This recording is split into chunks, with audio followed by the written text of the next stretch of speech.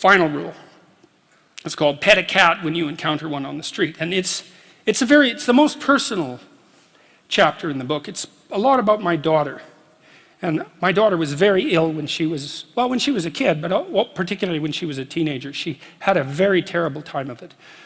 She had juvenile rheumatoid arthritis, and when she was between the ages of 14 and 16, it first destroyed her hip, which had to be replaced, and then it destroyed the ankle on her other leg, which had to be replaced. And she walked around for 2 years on broken legs, and she was taking massive doses of opiates and could hardly stay awake. And she had this advanced autoimmune disease, which produced all sorts of other symptoms that were just as bad as the joint degeneration, but which are harder to describe. And so it's just bloody brutal.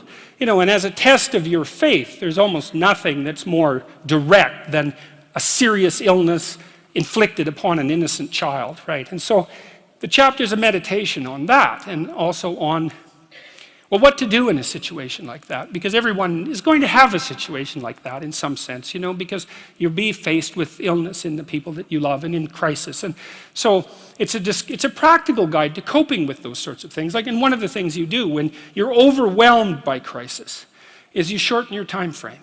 It's like you can't think about next month. Maybe you can't even bloody well think about next week, or maybe not even tomorrow.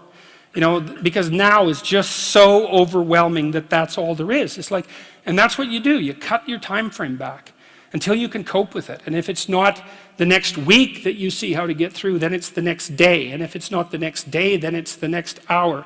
And if it's not the next hour, then it's the next minute. And people are very, very, very, very tough. And it turns out that if you face things that you can put up with a lot more than you think you can put up with, and you can do it without becoming corrupted. And she did recover quite fully, and much as a consequence of her own machinations, because she figured out what was wrong with her and then took the necessary steps to fix it, which is nothing short of a bloody miracle as far as I'm concerned. And anyways, part of the cat bit is, I actually start by talking about our dog, who actually died about a year ago, but he's still alive in the book.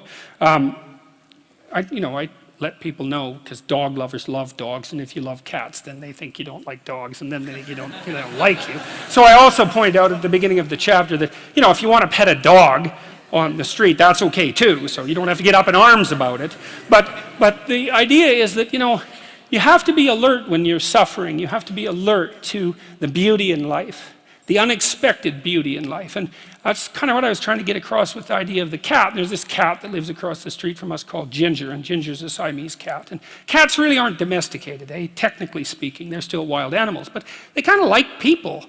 God only knows why, but they do, And so Ginger will come wandering over, and our dog looks at her, but they're friends, and she rolls over on his back, and Seiko used to, nose her a bit. And then she'd kind of mosey over and let you pet her if she was feeling like it that day. And, you have to look for that little bit of sparkling crystal in the darkness when things are bad. You have to look and see where things are still beautiful and where there's still something that's sustaining. And, you narrow your time frame and you be grateful for what you have, and that can get you through some very dark times, and maybe even successfully if you're lucky. But even if unsuccessfully, then maybe it's only tragic and not absolute hell.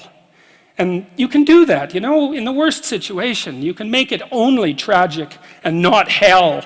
And there's a big gap between tragedy and hell. There's nothing worse at a deathbed than to see the people there fighting. The death is bad enough, but you can take that, terrible as it is, and make it into something that's absolutely unbearable.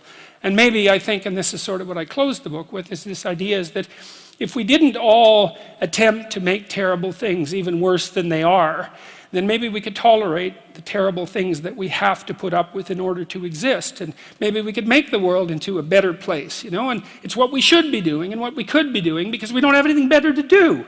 And that's what the book is about. And that's the end of 12 Rules for Life.